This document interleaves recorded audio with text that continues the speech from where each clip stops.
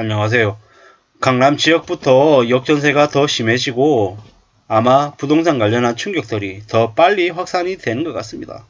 왜 그런가 하고 봤더니 2년 전에 강남 쪽에 전세 가격이 너무 높았던 거죠. 반포동에 아파트 전세 가격이 24억에서 13억이 됐답니다. 11억이 떨어졌다는데 좀 충격적이죠. 전세 수요자에게 기회다. 과연 기회 맞을까요? 나중에 저러다가 또 나중에 무슨 일이 생길지 누가 아냐라는 거죠. 이놈의 나라 대한민국은 부동산 관련한 충격들이 이제 점점 더 심해지는 것 같습니다. 2011년에서 2014년 하우스포 문제 때문에 뭐 언론의 다큐멘터리 이런 쪽에 더들썩하게 나왔죠. 그때가 얼마 안 된 것 같은데 또 이제 반복되고 있다는 겁니다.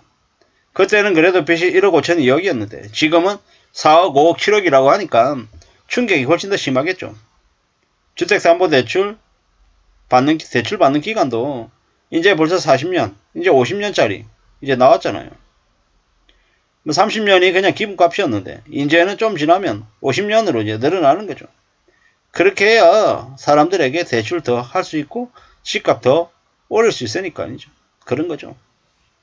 앞으로 어떻게 되겠습니까? 부동산 관련해서 꽤 참혹한, 꽤 충격적인 일들이 사방에서 벌어질 겁니다. 겁나는 거죠. 저렇게 역전세가 심하다, 깡통주택이 늘어난다라고 얘기하니까 사람들이 점점 전세에 대해서도 불안해하고 겁내는 거죠. 충분히 그런 마음을 가질 수 있습니다. 전세 사기가 너무 심했으니까요. 이게 뭔가 싶은 거고 이렇게 심해졌는데 어떻게 되려나 라는 걱정도 듭니다. 우리가 살아가는 삶이 더 참혹해질 것 같은 것, 더 두려워질 것 같은 생각이 드는 거죠. 앞으로 우리는 어떻게 되겠습니까? 끔찍한 충격들, 그 부동산 때문에 벌어지는 일들 때문에 사람들이 많이 놀랄 겁니다. 많이 걱정할 거고요. 다주택, 다중채무자들, 고소득 중산층들, 집을 5채, 7채, 10채 산 사람들이 이제 많이 어려움을 겪을 겁니다. 사는 게 쉬웠고 남들보다 더 가지려고 하고 뒤통수 치고 뭐 갭 투자라고 하는 이름에 전세 끼고 사면 된다 이러면서 20대 초반의 여성도 유튜브에 나와서 뭐 집주인이 됐다는 등 떠들어대면서 5채, 10채, 20채를 사댔습니다. 그랬던 청춘들의 삶이 어떻게 되겠습니까? 이제 엉망되는 거죠. 인생 개판되는 거죠. 참 무섭습니다. 앞으로 그런 일들이 더 심해질 건데요. 예. 지금 뭐 강남구뿐만 아니고 동대문구, 청량리, 은평구 등 입주가 쭉 늘어나고 있답니다. 입주 늘어나면 뭐 어쩝니까? 이제 입주 물량은 늘어나고 입주는 안 하고 이래저래 이제 심해질 거다라고 보면 맞습니다. 뭐 은평구 수색 정산 뉴타운 쪽에 뭐 이편한 세상도 뭐 전세가가 뭐 2억 7천으로 많이 떨어졌답니다. 작년 6월달에 4억이었다고 하는데 뭐 저렇게 됐다고 하네요. 뭐 동대문구 전농동도 5억 4천 전세였다는데 뭐 작년 9월달에 그 전세가가 뭐 8억 6천이었다고 얘기하네요. 많이 떨어졌다고 얘기합니다. 근데 이게 최고 전세 가격에 비해서는 많이 떨어진 게 맞고요. 또 다르게 얘기하면 지난 몇 년간 전세 가격이 너무 미친 듯이 올라서 그 여파로 이제 전세 가격조차도 거품이 너무 많이 껴 있었던 거다라고 이제 봐야 되는 거죠. 역전세로 인해서 많은 충격들이 벌어질 수밖에 없다.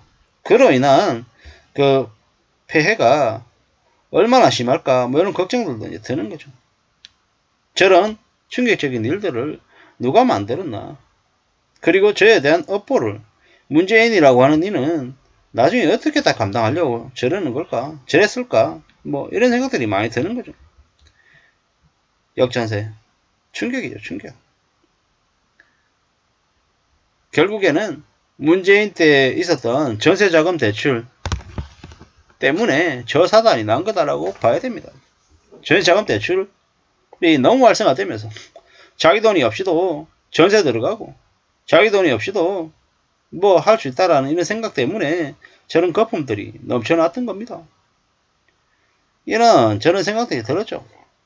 주인집을 담보로 전세금 대출받아 충당하고 주인은 주인대로 또 전세금 올려서 좋고 이래저래 만족을 했었죠.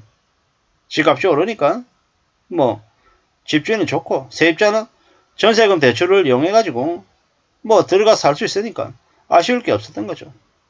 근데 그게 이제 경기 침체를 지금 이제 겪고 있다 보니까 집값도 떨어지고 전세금도 덩달아 떨어지고 전세금 대출 받으니도 전세자금 대출의 이자가 이제 높아지니까 부담이 이제 서서히 느껴지는 거고 이게 뭔가 싶은 거죠. 지금은 정신을 차리고 주변 상황을 잘 살펴야 되는 때입니다. 함부로 움직이면 안 된다라는 거죠. 역전세 때문에 집주인이 잠적하고 전세금이 떼이는 일이 늘어나고 있답니다. 갭투기 때문이죠. 책임지는 집주인은 그나마 다행인데 아닌 놈들 때문에 사회적 문제로 비하가 되고 있습니다. 나쁜 놈들이 너무 많은 세상이라 그런 거죠. 세상 밖이 너무 이렇게 무서워진다라는 겁니다. 어영부영 살다 보면 가지고 있는 재산을 다 날릴 수 있겠다라는 생각도 듭니다. 무서운 얘기고 두려운 얘기입니다. 이런 게 쉽게 사라지지 않을 것 같습니다. 그렇기 때문에 함부로 욕심부리지 않아야 될 것 같습니다. 깡통 전세, 역전세 대란이 이제 계속 벌어진다고 합니다. 이게 닥칠 현실이죠. 우리는 철저히 원칙대로 살아야 됩니다. 원칙대로 움직여야 어려움을 헤쳐나갈 수 있습니다.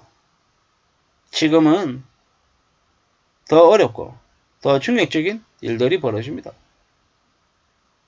아무도 믿지 마시기를 말씀드립니다. 현금 부자가 많다는 둥, 뭐 이래저래 투자를 해야 부자가 된다는 둥, 온갖 개소리들이 너무 많습니다. 그런 얘기들에 넘어가서는 안 됩니다. 집주인들이 전세금을 못 돌려줘서 난리가 나는 게 지금의 상황이다 라는 거죠. 현장의 분위기가 어떤지를 살펴야 됩니다. 시시각각 분위기가 바뀌고 있습니다. 전세가가 폭락하고 있고 역전세가 벌어지고 있고 더 충격적인 일들이 벌어져도 하나도 이상하지 않다라는 겁니다.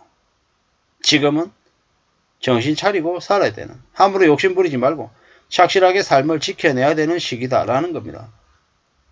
안전하게 살 궁리를 해야 됩니다. 지금은 더 어렵고 더 충격적인 일들이 벌어지고 있는 상황이다. 나라가 더 빨리 망하고 있는 상황이다. 라고 생각해야 됩니다. 앞으로 5년간 빚이 없어야 살아남습니다. 사기와 혼란과 조작이 너무 많은 시대에 우리가 지내고 있음을 잊지 않아야 되겠습니다. 이상입니다.